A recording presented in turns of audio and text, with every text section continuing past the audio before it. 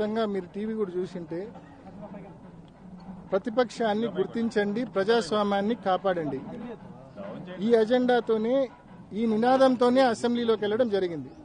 ప్రతిపక్షాన్ని గుర్తించండి, ప్రజాస్వామ్యాన్ని కాపాడండి.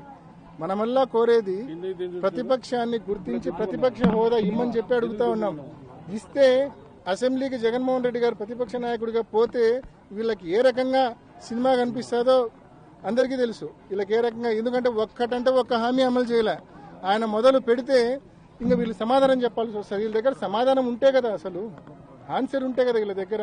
కేవలం అవి తప్పించుకోవడం కోసం ప్రతిపక్ష హోదా ఇవ్వకుండా ఈ మాదిరి బిహేవ్ చేస్తా ఉన్నారు.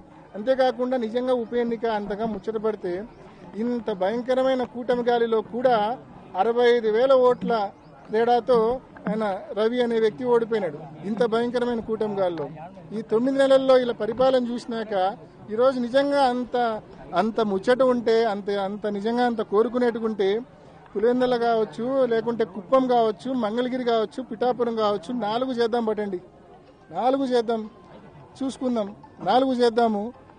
4 ఈ 9 నెలల ఈ ప్రభుత్వ పాలనకు రెఫరెండంగా, సూపర్ 6 అమలుకు రెఫరెండంగా ఎన్నికలని చెప్పి ప్రకటిద్దాం 4 నియోజకవర్గాల్లో.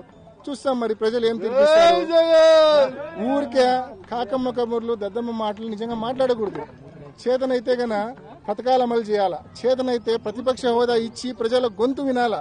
ఇవేమీ చేయకుండా ఊరికే కల్లిపల్లి మాటలు, టైంపాస్ మాటలు మాట్లాడకూడదు.